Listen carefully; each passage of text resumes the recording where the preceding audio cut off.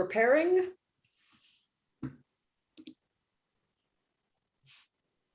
And we are streaming. Hopefully we are live. I don't see us on my YouTube yet. Anyway, Possibly a bit of a lag there. Yeah, there usually is. I'm hoping. Do you want to just start introducing us while we do this, or? Sure, I can see that we are live. So I am Katie, also known as Roar114, and on my screen above me is my sister, Sarah, also known as Imagine Landscapes. We host a bi-weekly audio-only podcast, and we do a show and tell live the first Saturday of every month. So we're gonna show you. Great, so good to see people. Thank you for, this is what we love about this, is we get to actually be interactive with folks. So thank you for saying hi, letting us know that you can hear us.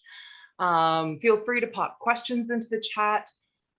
YouTube doesn't really allow us to put links into the chat, but Sarah, talk about the thing that you do, because I can't remember exactly what you do. You link to, you post text about what it is that we talk about, I think, after the show is done. Yes. So once we're done, I make a quick list of everything we've talked about, and then I link to our last 2 episodes, because that's usually where you'll find show notes. And it's just a little simpler and makes this less like work and more like play, which enables us to keep doing it. So that's important. Definitely, yeah.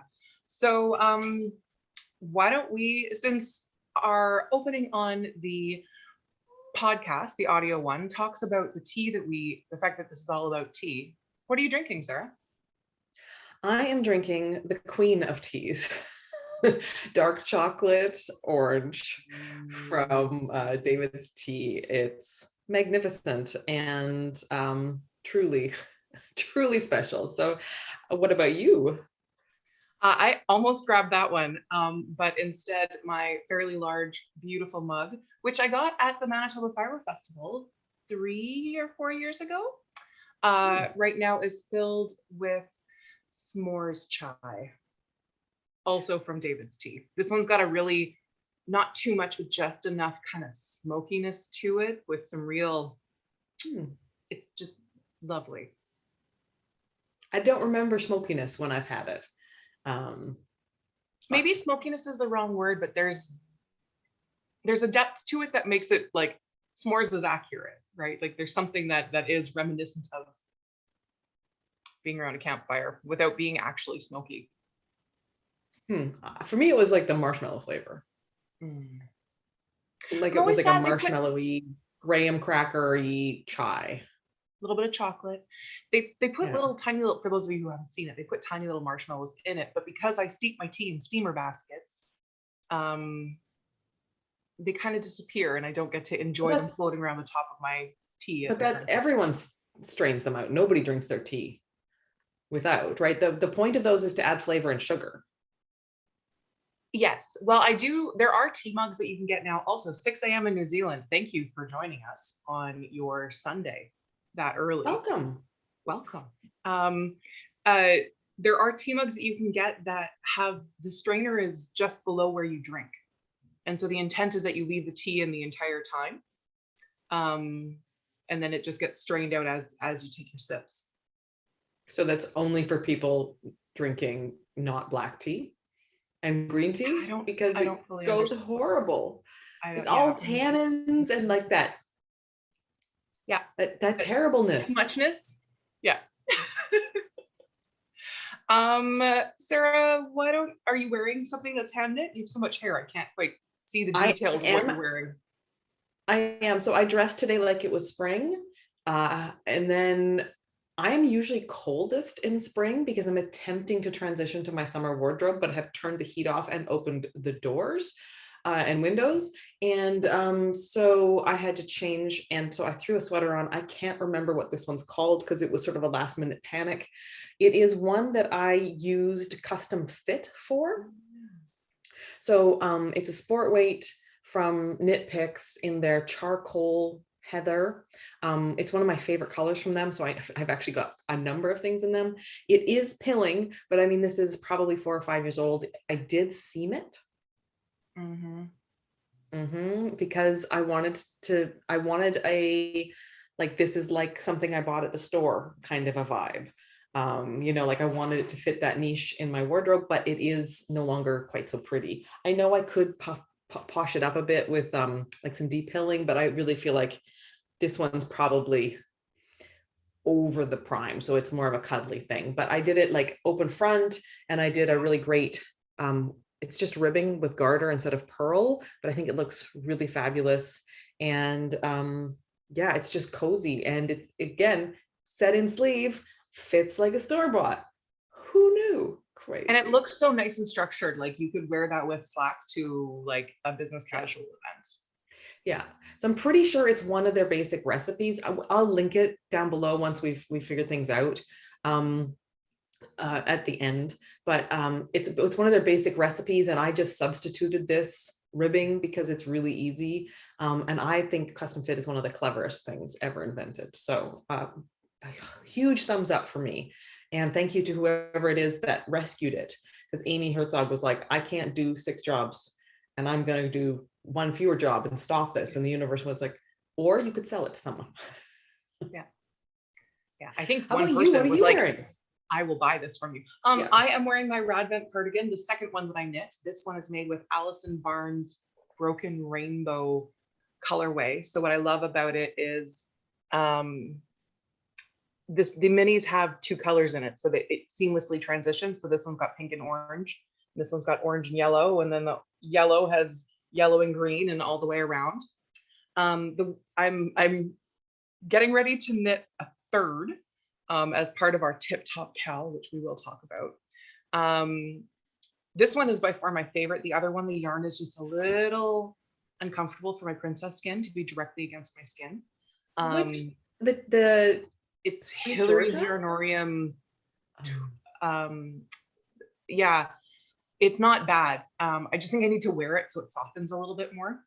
And I did wear it to work. I got a new kind of gingham 50s style shirt with the collar and a bit of a, I could wear a crinoline under it. And that it's blue and white gingham, and the blue of my first Radvent just goes so well with it. Unfortunately, that skirt's one that likes to like any sort of breeze, and it does a full Marilyn Monroe. And so I don't know how much I'll be able to actually wear it, since my way to work is down a wind tunnel. But this one, I love quite a bit. And last night, was it last night? Last night, I sewed buttons on it. I wasn't sure if I was going to sew buttons on this one, but I decided to. And I'm not sure how much you can see. Obviously, there's some gapping there, but I think because of the tension, it's okay. The buttons themselves are a little rainbow iridescent. They just look like clear plastic to me currently, but I might not so, have. Does that help? No. Okay. Just use your words. Pretend it's the audio podcast. Rainbow iridescent. That's really what it is. And I thought that they would go really nicely with this, and I think they do. Part of the impetus to putting the buttons on is that happy Pride. It is Pride here, Pride Week. Happy Pride, everyone. In Winnipeg, and Winnipeg is hosting Canada's National Pride this year. And so tomorrow is the parade, which I always love to go. And then there's a big kind of gathering at the Forks, which is where the 2 main rivers that go through our city meet. And there's a big, beautiful development there. Yeah. It's funny because they called it the Forks because they came from the north, and they were like, the river is forking, but it's actually the 2 rivers meeting. So the name is wrong. But yeah, so but it is where the Red Basin and Boyd meet. And it's supposed to be a little bit chilly tomorrow. And so I was thinking, I mean, it's going up. It's supposed to be 15 Celsius instead of 13. So I'll take it. But I thought, normally I get a sunburn on Pride. This year, yes, you do. I do. This year it might be the opposite. So I wanted to have something Pride-like to wear that would be warm. So buttons. we will talk about this on the audio podcast, but one thing I've noticed is that one of these, where it goes from stockinette to a twisted rib, kind of pops up a little bit. Now that I've got it buttoned, there's enough tension that it's not as obvious. But for my third one, I'm contemplating not doing the twisted rib and just doing a regular rib in the hopes that it won't have that difference in material. Because this is just picked Could up also from live go up a stitches needle here. size. Sorry? Right? If you like the look of it, you could also just go up a needle size and still do the twisted. Because one by one, I feel one by one rib on the edge of something is really unattractive. Anytime I do it, like it just, the way the knit stitches blow open, and it just is, I find it like an unattractive edging for me. The way I find the way that these sleeves fit is really, really comfy. And so I think you're right. I think I'll go up a needle size, but still do the twisted, because it's really rare for me to actually want to leave long sleeves long.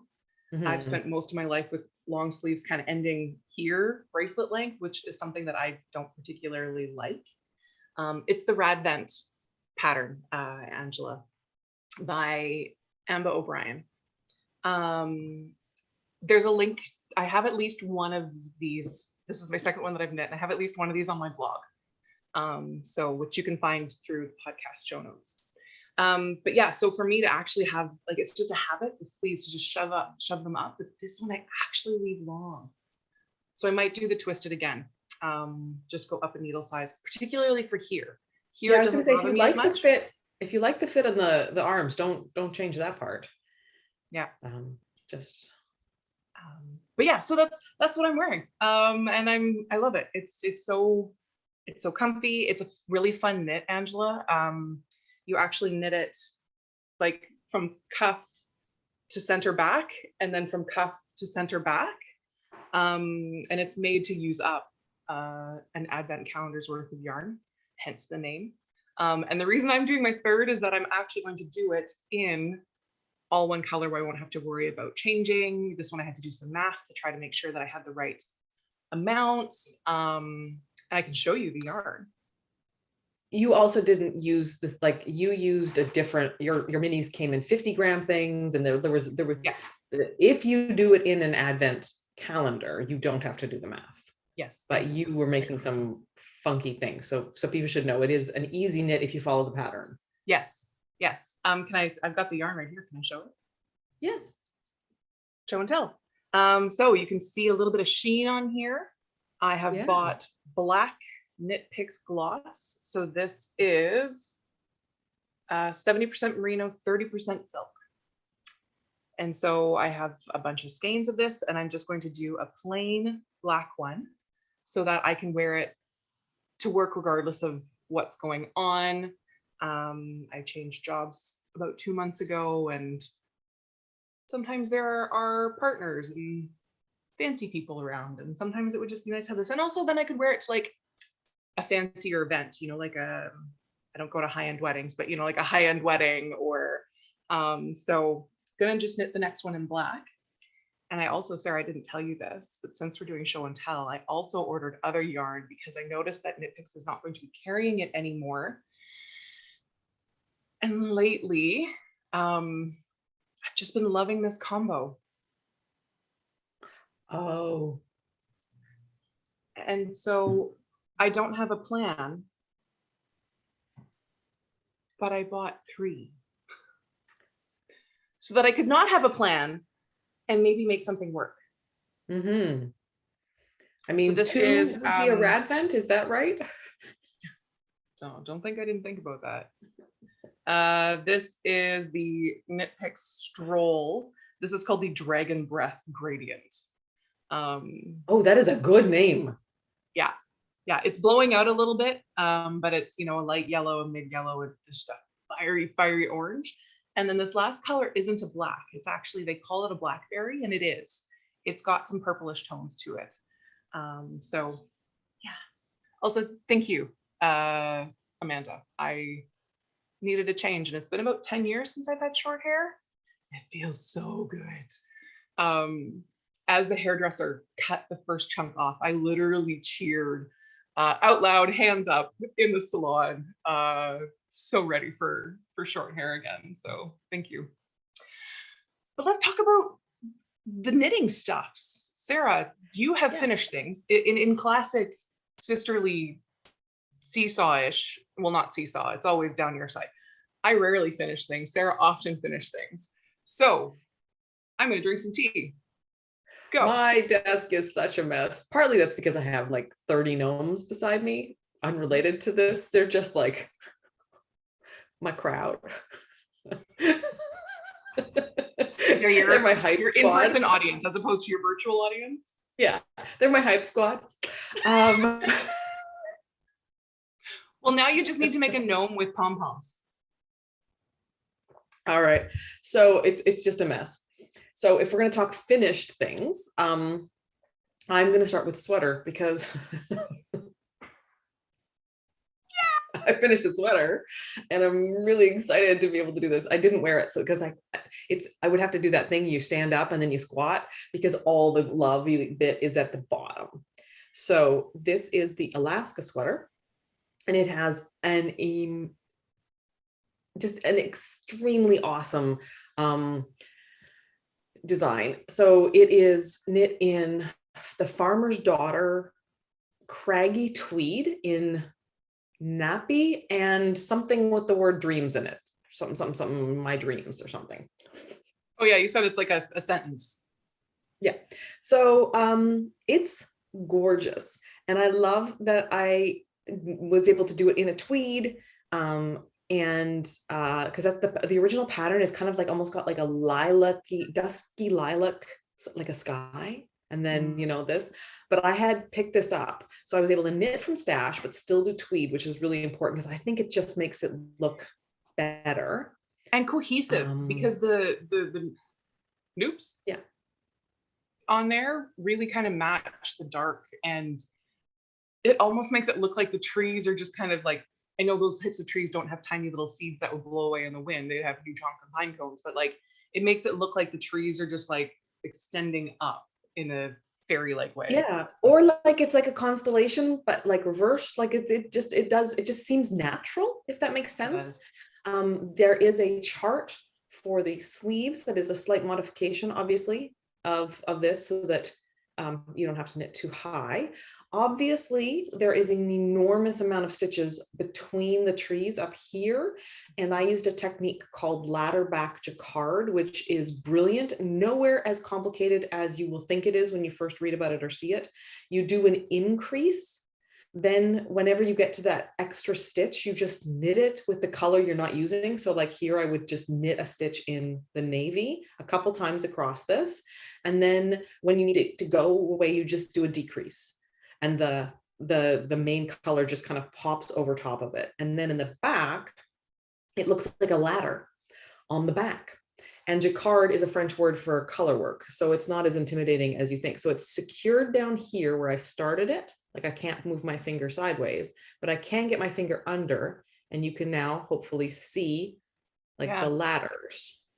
And it's just a really great way for containing your floats. It's not such a big deal with this one because it's tweed, but I find when I catch my floats, the one I've caught pushes forward, and it's usually a really high contrast. So it's like, look at my high contrast yarn where it shouldn't be. It's there. Yeah. I'm sorry. So I knit it to pattern except for two things. One, I added length to the torso because I didn't want it to be cropped. It's not supposed to be cropped. I want it to be quite high hip, but I have a long torso, short legs. And then I have started to the back of my projects. Which one is my back here? Yep, it's this one, the back.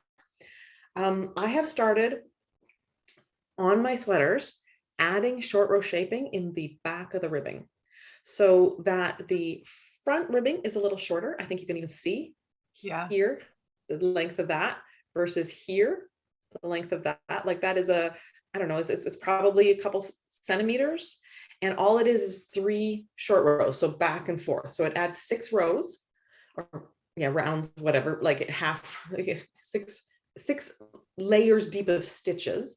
And because when you sit down, you get that little cold bit and I don't want that.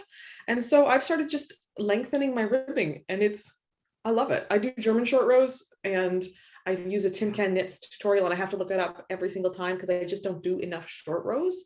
But yeah, no, I'm just so happy. And it's so warm and cozy. Maybe I should wear it today because I was just complaining about being cold. But yeah, Alaska, highly recommended. Beautiful. Particularly the way you're wearing it right now.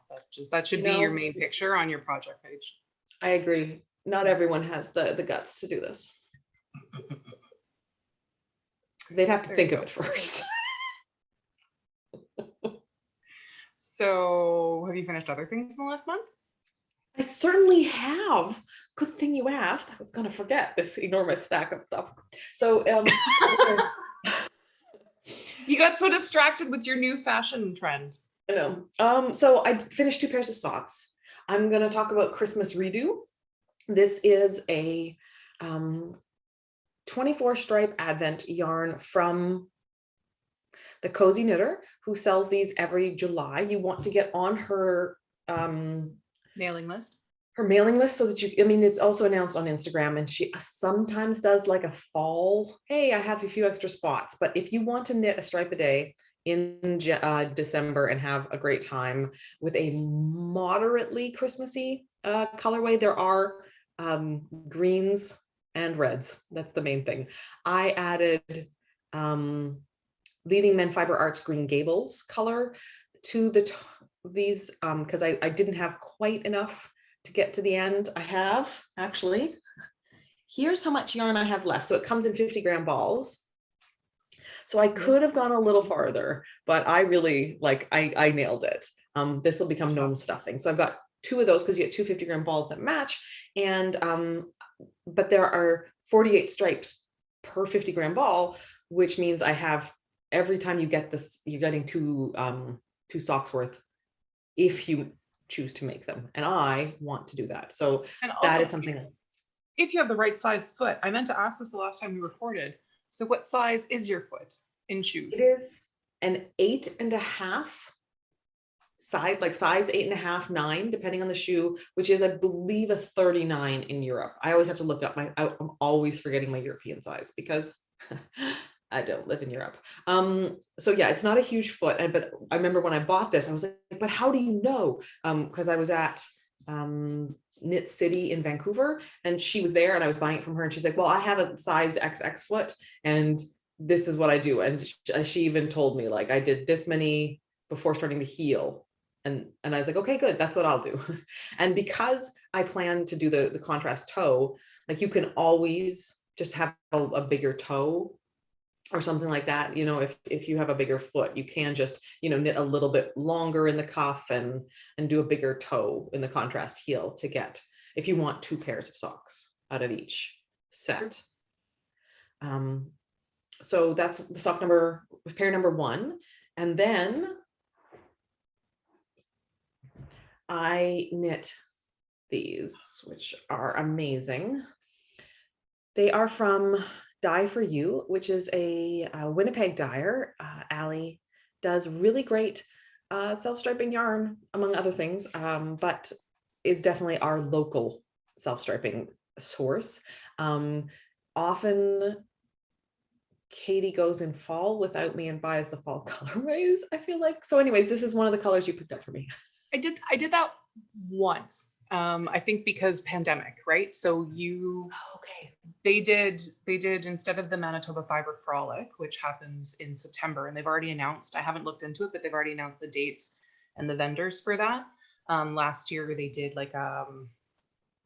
they kind of grouped vendors at different parts throughout the city so that they could maintain distance and keep boss the crowds, make sure that the crowds were low. And so I went and picked that up for you.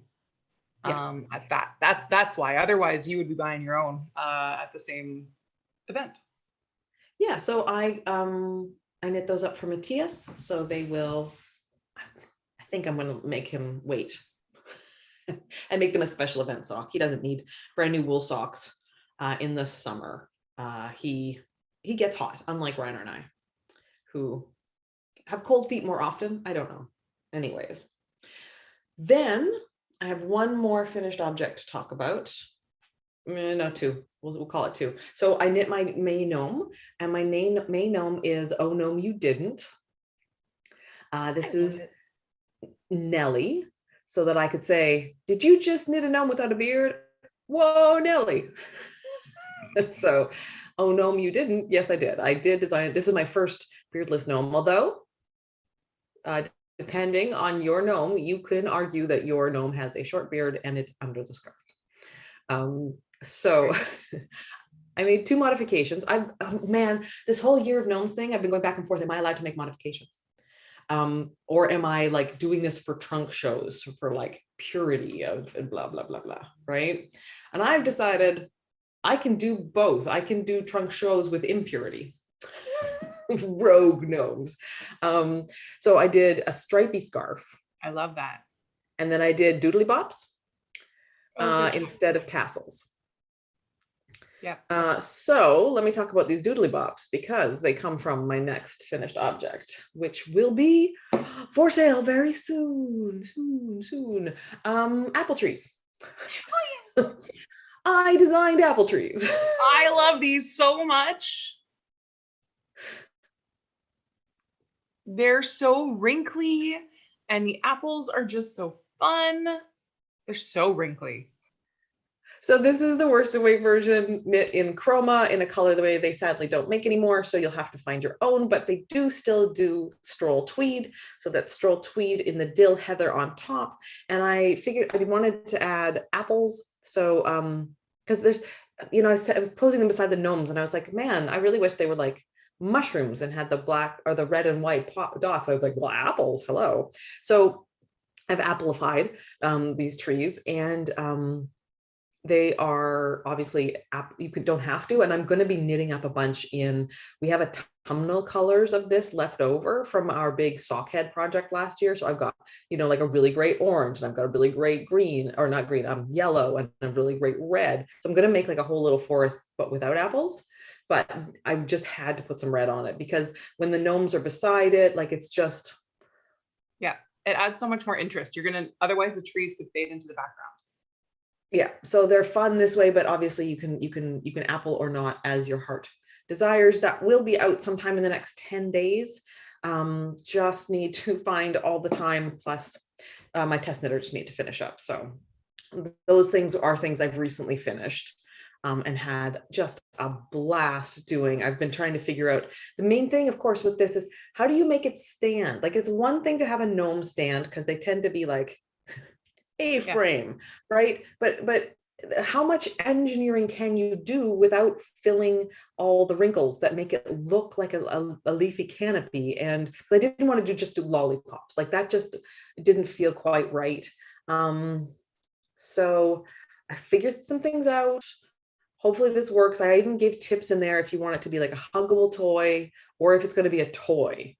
Then there's some like choices you have to make because like I used cardboard, for instance, here to help give it a platform to stand.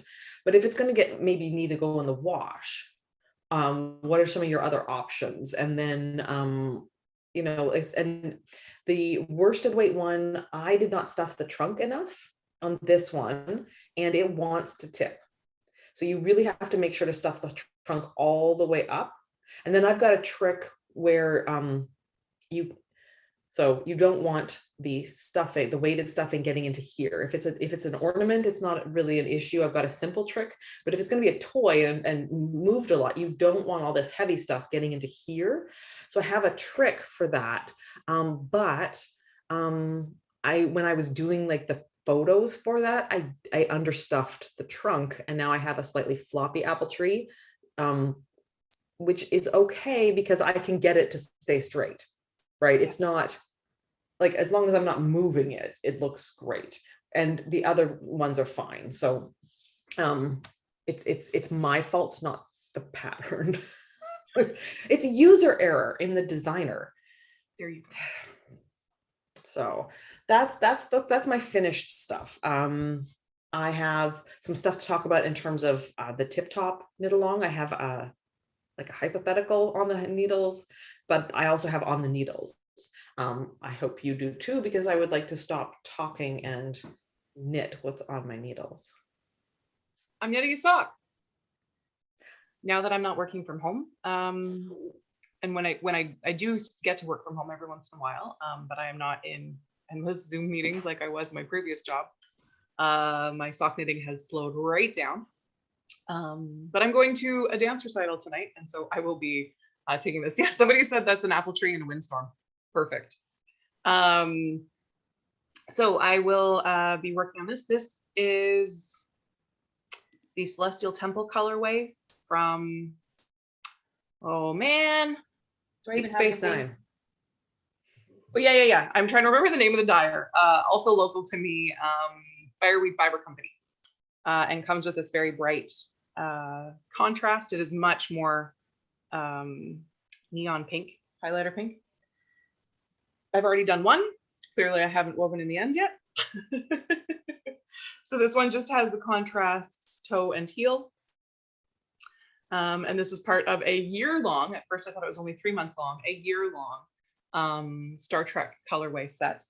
So I have another pair on the needles that, because I've slowed down, I'm only working on one pair at a time right now. The other ones I haven't touched in a while. So I've got this sock on the go. And then I don't have as usual, I don't have quite as much as you.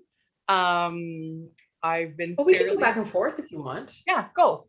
All right. Yeah.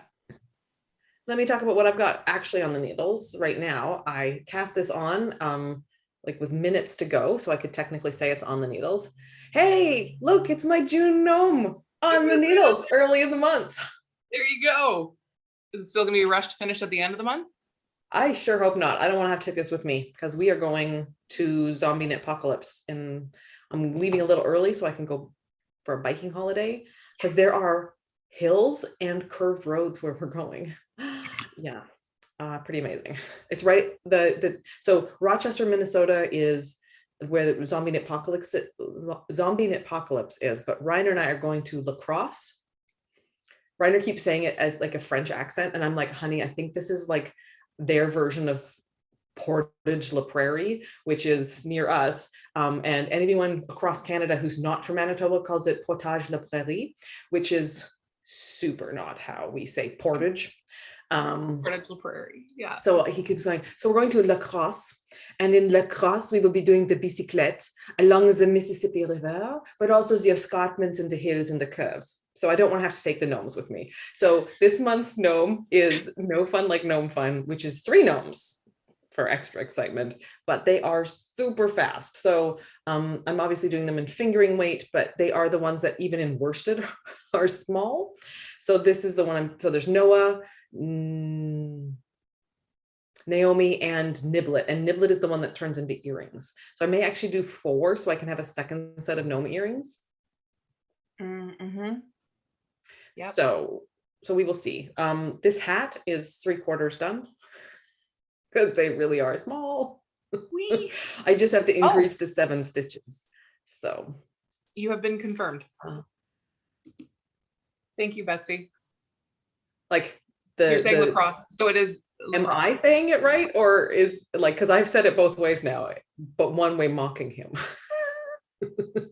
I'm pretty sure it's, why would Americans suddenly have a French accent? I don't, anyways. So that is technically on the needles well, I mean, 3/4 done hat. I mean, that's not even technically on the needles. That's like pretty securely on the needles.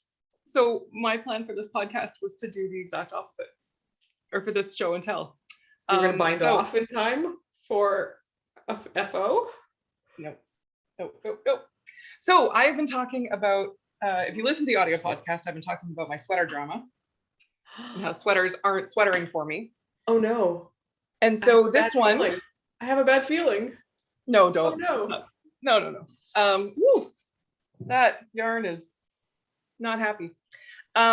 This one, I talked about how my row gauge is drastically different than called for, and how this sleeve is just, oh, it's so big. It's so big. It's so big. Like I needed to show, like, this is excessively large even for how large my upper arm is.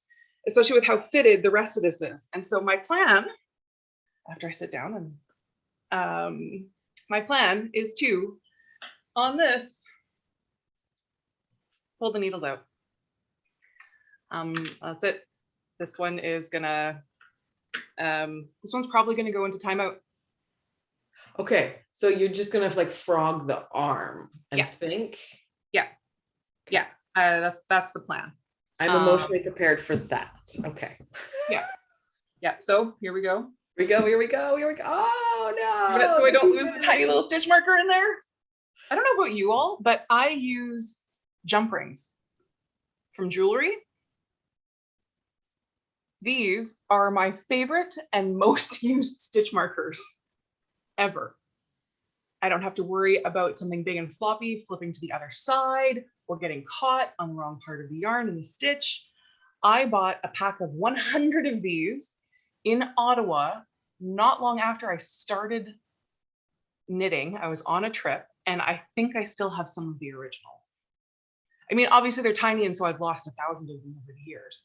And then I've got all of the coilless stitch markers or coilless safety pins for the rest of it. Yeah, I use a lot of jump rings too, and I like the ones like if I'm going, I've been splurging a little bit, and so I buy the ones that have one little bead on them. Sometimes I do that as well. But I mean, if you have 100 and you're not run out yet, you haven't really, needed to go beaded shopping. Well done, well done. Communal support.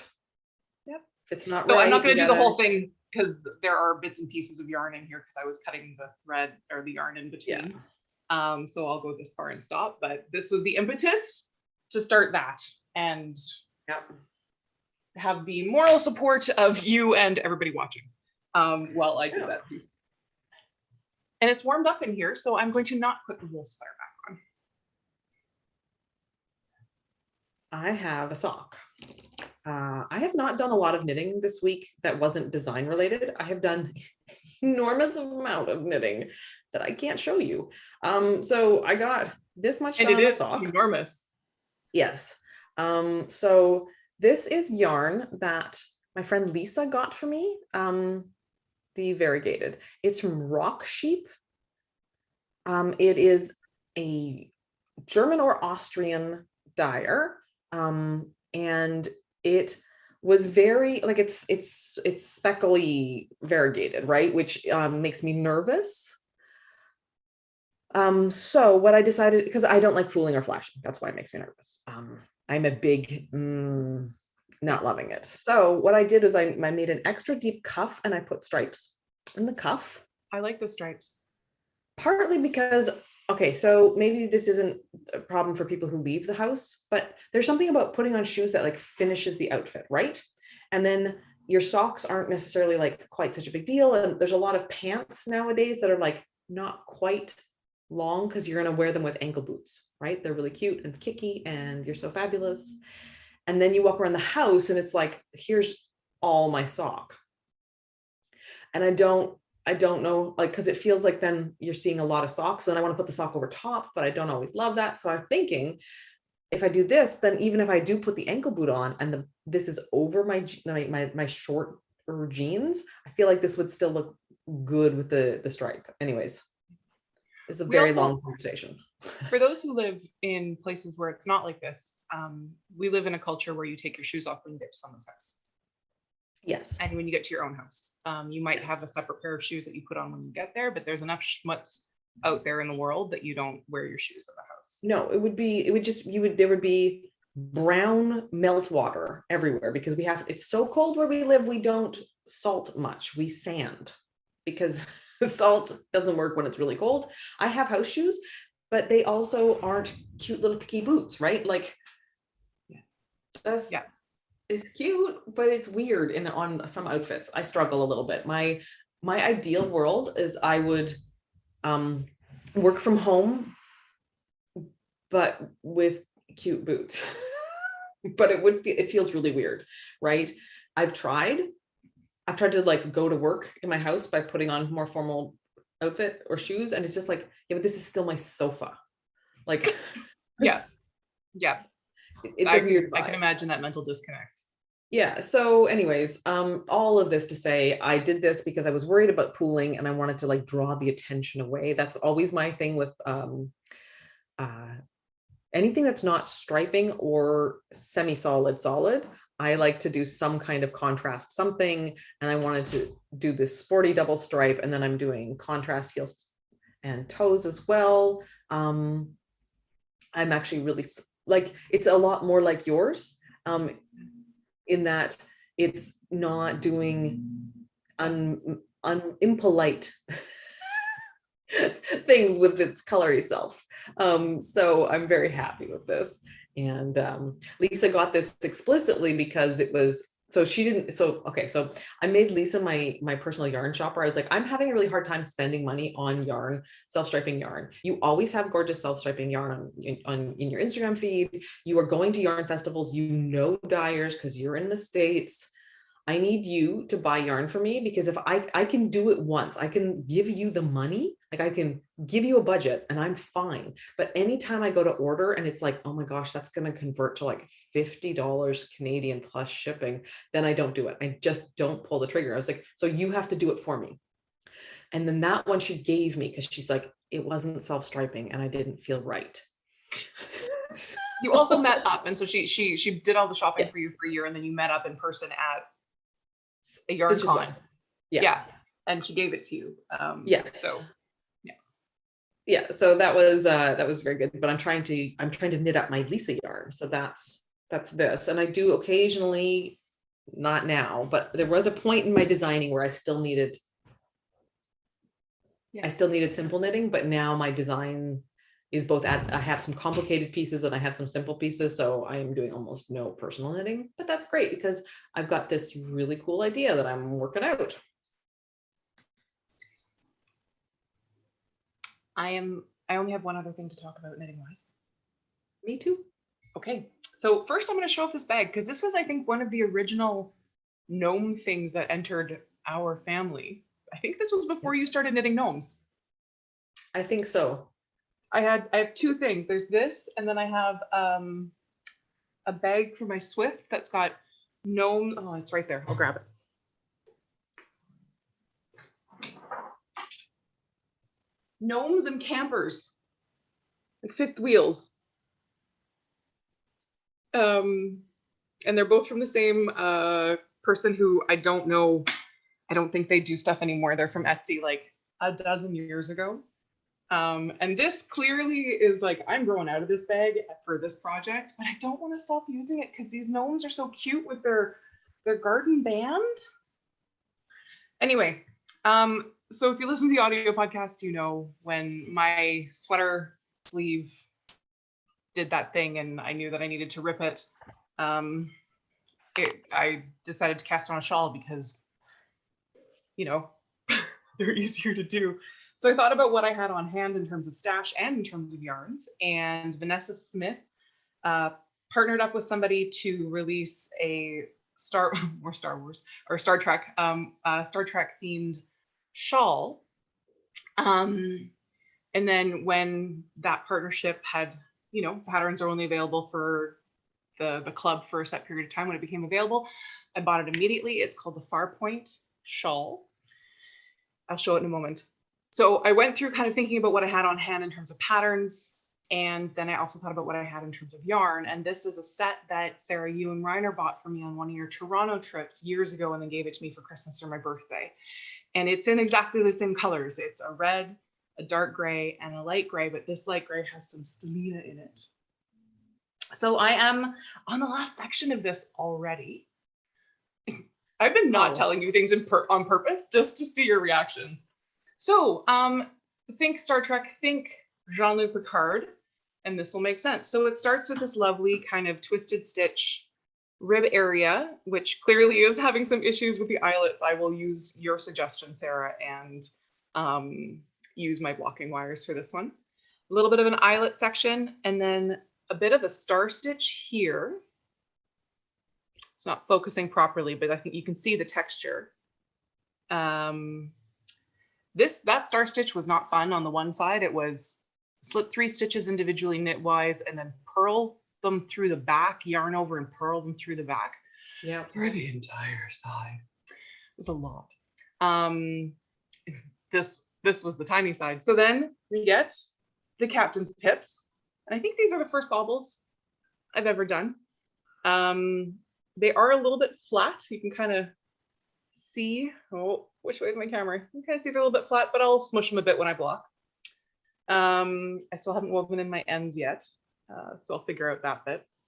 And then there's a big star stitch section here.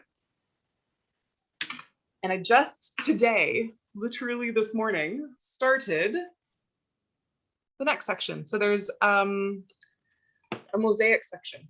And it's hard to see right now, but I've got 2 rows, 1 row of the dark gray and garter, and then 1 knit 1 slip 1 for the sparkly gray. And then more of that. So it's going on to a garter stitch section with slip stitches. And then up in here, there's going to be kind of constellations in the dark gray and the lighter gray until it's done. So really quite lovely. Now, we talked about on the audio podcast, we can kind of see a little bit of the details of the star stitch now. We talked about this on the audio podcast that I was going to be playing Yarn Chicken with the red because the pattern called for 5 yards more than what you gave me had. And I am very happy to say that I won Yarn Chicken. Ooh. By this much. I haven't weighed it yet, but by this much. Very excited. I could probably have gotten 2 or 3 more rows out of this before running out. And that was the only part where I have to play Yarn Chicken. There's much less of the other 2 colors used. So this is the thing that I'm working on most of the time these days. It's really making me happy. I worked on it with, I had over the pandemic, some friends and I have been watching Discovery during via remote watch parties. And I had my first real hosting event. I had 2 couples and Adrian and myself over here, and we drank drinks and ate chips and popcorn and watched Discovery. And I knit on that while watching Discovery with my nerd friends. And it was just this wonderful moment. So that's it. That's everything that actually has been in my hands on the needles. I am starting to itch to cast on for our Tip Top Cowl. I think I'm gonna start doing I'm probably gonna wind up the yarn when we're off this call and start doing a swatch. Because I just, want to have that ready to go. I technically have another project on the go, but I have not knit it in 2 weeks. I think I showed it last time too. I don't know how much I got. Did I show this on the last one? Yeah. So I'm in the same it really spot. hasn't grown much at all. No, not at all. I will be finishing this for our knit along. So I'm gonna, a quick thing about this. This is the Cozy Classic Raglan, knit as intended, which is a fingering plus a fluffy. I am using a cashmere Garzato from Lana Grossa because I can't do mohair, and then a red called Beetroot from Lichen and Lace. I am using the Cozy Classic Raglan and adding some cables on the front, nice and simple. Oh, can see the cables now. Last time I couldn't, so there is some movement on this. Okay. I have made tiny progress, but I really haven't touched it. So I'm hoping my cables are really, truly readable because there's no way I took notes on where I left off because I am not that kind of knitter because I read my knitting. So no, we should be fine. But I was contemplating casting something else on for the Tip Top Cowl. So I'm going to talk about what the Tip Top Tip Top Cowl is. And then talk about what I was contemplating and then maybe just bailed on. Did you have something to say?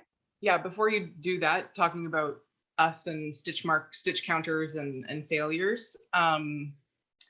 This section of this shawl that I just started is 117 row written out and or patterned instructions or charted instructions.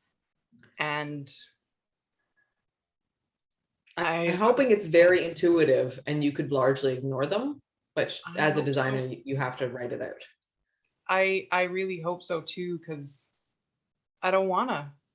Well, it looks like it's decently here. Let me find a picture of it's to show, hold my phone up to the. Can you show the shawl rather than the chart? Yeah.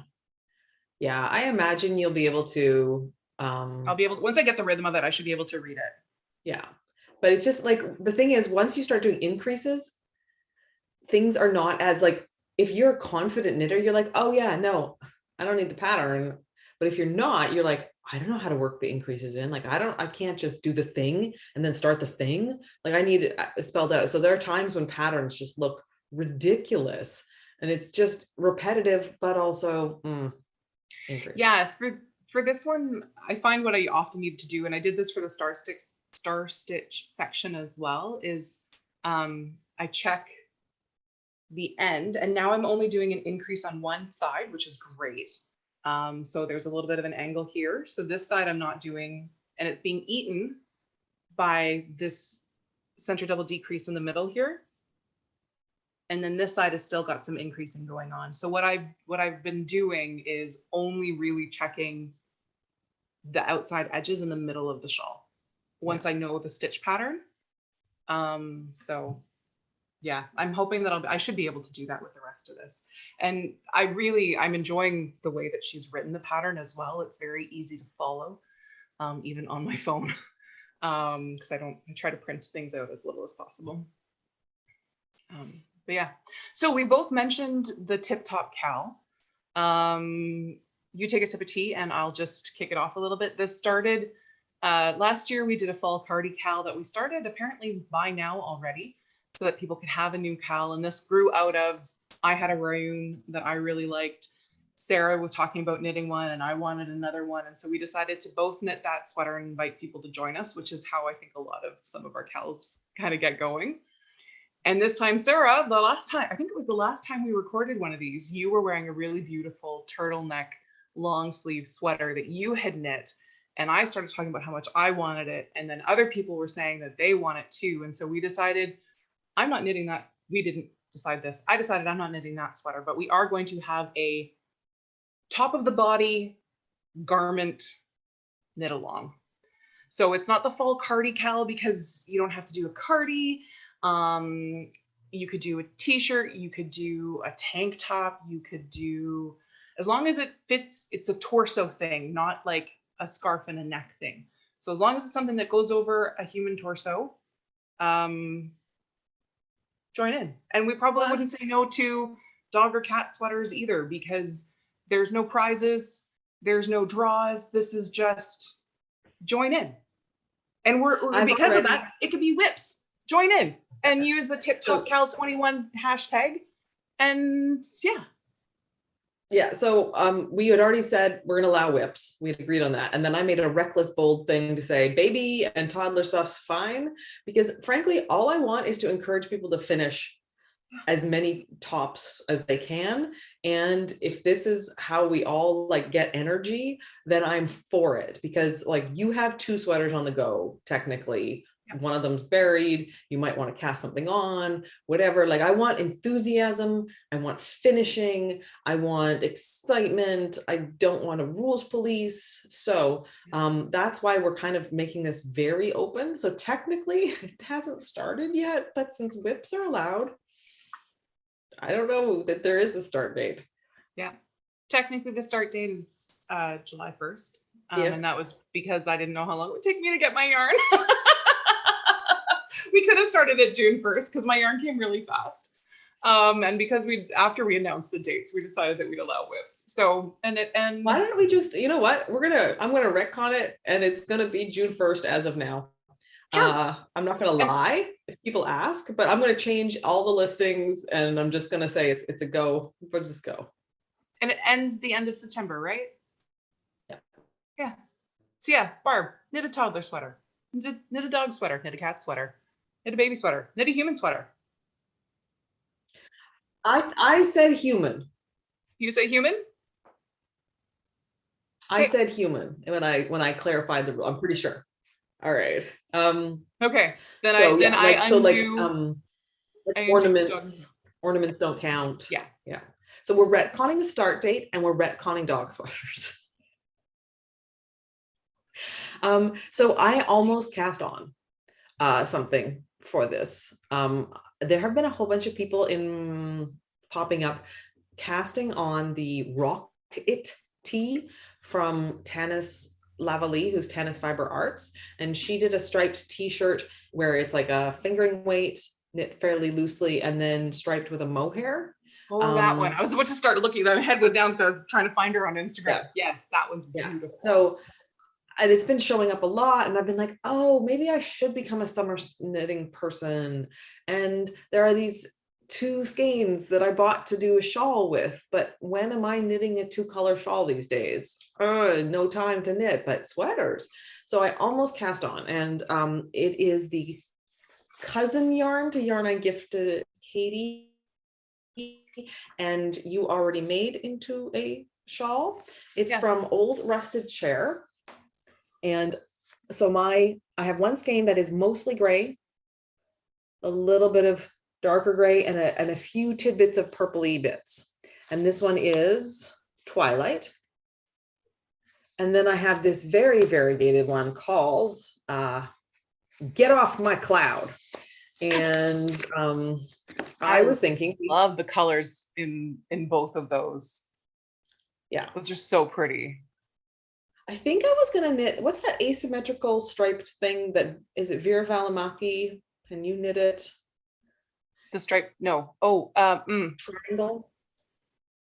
Yeah, no, anyways, I wanted one of those because I really I wanted to learn more about short row shaping, and I like how big that shawl is. And so anyways, I almost cast this on. And then my current design took over my life. And I will not be knitting a summer sweater this year. So my plan is now to knit the fuzzy fluffiness. And who knows, maybe something will clear up, maybe things will go different. Maybe I'll knit when I'm traveling in August. I'll do a summer thing or a surprise something, but I don't. Right now, I was like, could I get it done in time for Zombie Knit Apocalypse? Could I wear it to the retreat? Because everyone's like planning their things to take. And I'm like, every sweater I own is for warmth. Yeah. Not June. I don't know what I'm going to do. We'll be in air conditioning. I don't know. Yeah, bring along some, bring along some open front cardis, but bring along rain. I gave it to Sandra. No. Okay. It's a little tighter. My gauge changed a little bit from when I swatched. And it was just tight enough that it was always flapping open here. Yeah. Anyways. But that's the sort of thing that you should bring. Or while you're there, look for linen and buy yourself enough linen to make a t-shirt for next year. That's what I was thinking. I love my linen tops. My knit linen tops are just so perfect. Yeah. So what are you going to be working on that you're going to be winding up right away? Oh, the Radvent. Oh, the Radvent. Okay. Yeah. The Radvent. Yeah. That's my plan. Yeah. Yeah. The liberation from Sleeve Island is really great for making sweater t-shirts and summer tops. It's true. I've made 2 tank tops. And yeah, it's really nice to just be done. Yeah, so no, I'm gonna wind up some of this. Oh, it's just so nice. It's gonna drape really lovely because of the silk content in here, and just look at that shine. So yeah, I'm gonna wind up one of these and start swatching for that. And you are going to, what are you going to work on this afternoon? We'll work on my design. Yeah. It's fun. I get to prototype and then prototype and then I'm prototyping at least one more time. There's a minimum of 3 prototypes coming up, assuming everything works well, and I'm a go. So we'll see. It's exciting and amazing, and I can't wait to tell people. I don't know quite how I'm going to explain it. I've been working on every now and then I sit down and I just write a couple descriptive paragraphs, and then I sit down and I open a different document and I open it to do it again, hoping that eventually I will hit on the right way to describe how we were going to go about this next thingy. But we'll see. We'll see. Yeah, it's going to be all prototyping today. It's the Nations League. I don't understand. Soccer has invented a new league thing that is international play, but it's not the Euros or the World Cup, but you use it to qualify for those or something. I don't understand the league part, but I do understand how to watch soccer and which teams I'm cheering for. So Reiner keeps explaining it to me, and I don't know why I don't understand it. Like, I love Champions League. I love Europa League. I understand the World Cups. I understand, but this Nations League thing, I'm like, okay, so it's not really a tournament, but it's a tournament. But it's a tournament we use to qualify for the other tournament. Further, but also you can go up and down in this one, which Reiner says will be more equitable, maybe. I really like, they've done something where I'm like, I need a YouTube explainer on this one. And I just have not. It's also like, at no point in my life yet has it actually occurred. I think this is the first time doing it. So it's not like it's been a thing where I need to pay attention. It's just like, oh yeah, that thing is going to happen at some point. It's just been very unimportant for me to spend brain cells to like clear up my confusion. As you said, you understand how to watch soccer. Yes. So you're good. Yeah. I know that if it's men's soccer, I'm cheering for Germany and hoping Canada's okay. And this time we may actually get to hope for them at the World Cup, which is exciting. And I know if it's women's soccer, I cheer for Canada and also Germany, but if they ever meet, I'm cheering for Canada. And I know which teams I cheer for in the first and second league. Oh no, yeah, now first and second, our team went up to the second league, Katie. Kaiserslautern is now a second league team and they're out of the third league and I'm super excited. So I know, and I know who to cheer for. That's really exciting. Yeah, I know who to cheer for in first league British soccer. I mean, I've got soccer mostly covered. We're good. I know who to hate. Like I've got like players and nations and teams. I know who to hate and who to cheer against. I'm good at this, but this Nations League of Nations, I don't know. Every time we talk about it, we make a joke about yeah, but it's the UN now. It sounds like something that like League of Legends would come up with or something, Nations League of Nations. Yeah. So anyways, I'm going to do that. And Germany's playing right now, so I better stop talking. There we go. Thank you everybody for joining us. It is really wonderful when you chat with us. It really makes this just that much more awesome. So thank you for taking time out of your day. Thank you for your name is off my screen. Thank you for the person from New Zealand who's joining us 6 a.m. your time. Louise, thank you. And we're going to be recording again on Monday. So keep an ear out for our audio podcast as well. I have secrets I haven't even told Katie. Yes, happy Pride. I have something to talk about on the audio podcast I have not told Katie. So I'm like rolling out the surprises just like Katie. I'm out now. I don't have any more surprises. Well, think one up. Come on, you've got 2 days. Yes, definitely. Zlatan is one of them, right? So I don't hate him all the time. Sometimes he's a force of nature, which is admirable. But as a person, he's hysterical. And every now and then, everyone in my family does like a Zlatan impression where we only talk about ourselves in the third person. And it's pretty amazing. So, and everyone who's not soccer is like, sure, this is funny. I can see Katie's face. Oh, haha, Sarah made it funny.